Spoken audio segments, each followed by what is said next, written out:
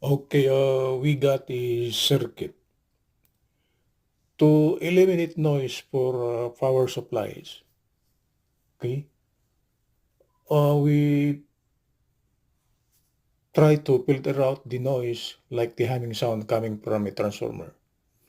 We will place a noise filter capacitor in parallel with the ripple filter capacitor, which is actually an electrolytic capacitor. But the noise filter capacitor is actually the small high frequency capacitors with the value nanofarad or picofarad values. The small ones, like a button, those are the ones for filtering out noise for power supplies. The values are actually nanofarad or picofarad.